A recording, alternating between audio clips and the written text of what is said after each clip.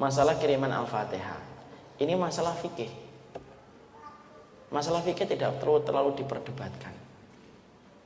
Ya, kalau saya mengambil pendapat bahwasanya tentang masalah itu, saya mengambil pendapatnya beberapa ulama bahwasanya mengirimkan surat Al-Quran kepada yang meninggal dunia itu termasuk salah satu amalan yang tidak dijelaskan Rasulullah. Kalau membadalkan haji memang ada dalilnya. Kalau membadalkan umrah ada dalilnya. Kalau kemudian bersedekah atas nama mayit ada dalilnya. Ada penjelasannya langsung dari Nabi. Tapi kalau mengirimkan maka tidak mendapatkan kabar itu dari Rasulullah. Tapi ulama ada yang mengabarkan bahwasanya itu nyampe. Iya, salah satunya Imam Ahmad. Ini masalah fikih. Dan selalu saya mengulang-ulang kalau sudah masalah fikih itu apa? Kaidah yang selalu saya pakai. Fikih itu luas. Yang sempit itu kontrakan kita. Yang sempit itu hati kita. Yang sempit itu hati kita. Tidak perlu meruncingkan sesuatu. Kalau ada yang ingin mengirimkan Al-Fatihah karena dia bersumber kepada dalil-dalil yang ada dari penjelasan-penjelasan hadisnya, silahkan.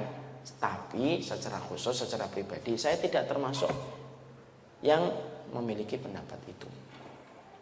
Kalau saya lebih mencukupkan dengan doa, memintakan ampunan. Sebagaimana dalam surat Al-Hasyr ayat yang ke-10. Walladzina ja'u min ba'dihim yaquluna rabbana ighfir lana wa li ikhwanina alladzina sabaquna bil iman. Tapi kita juga tidak boleh gampang-gampang untuk menyesatkan setiap orang yang berbeda pendapatnya dengan kita. Masalah mengirimkan pahala Quran dan pahala bacaan Quran itu memang terjadi khilaf di antara para ulama dulu. Kalau terjadi perbedaan, ya sudah. Mari kita kemudian belajar untuk ma'ruf menyikapi perbedaan. Kita akan ambilkan contoh. Kulturnya para sahabat itu menghormati perbedaan. Abdullah bin Mas'ud itu contohnya. Beranggapan kalau safar itu salatnya harus qashar. Utsman bin Affan itu mengatakan salat itu dalam safar kalau sudah sampai sempurna. Ternyata Abdullah bin Mas'ud itu salatnya di belakang Utsman.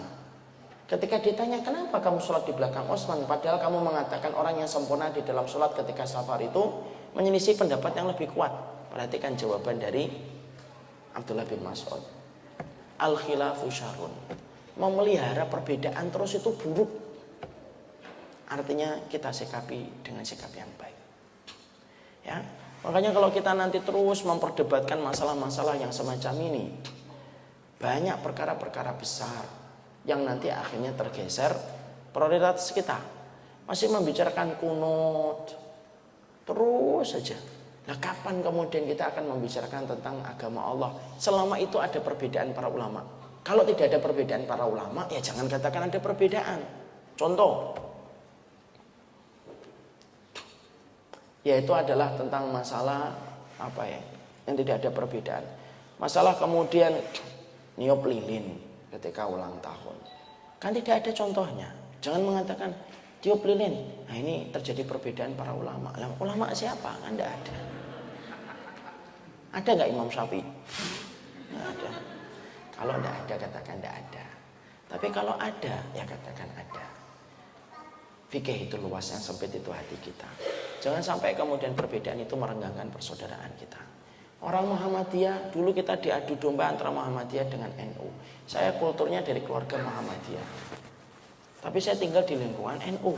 Dan ketika saya kecil, saya merasakan betul bagaimana luar biasanya perbedaan antara Muhammadiyah dan NU itu gesekannya di bawah itu luar biasa. Sering saya sampaikan kan, sampai seorang pembicara saja itu dinilai dari kalimat penutupnya. Kalau penutupnya wallahul muwaffiq ila aqwamit thoriq, nah ini NU.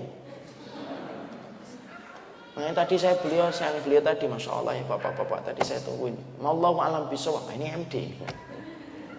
Sampai ada seorang guru, seorang kiai, ustadz itu di kampung saya, karena tidak mau diciri, penutupnya double.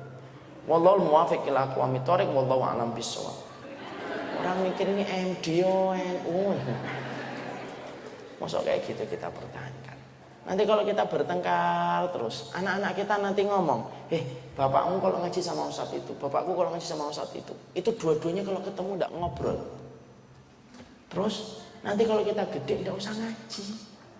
Daripada kalau ngaji nanti bertengkar, rukun-rukun aja tidak usah ngaji.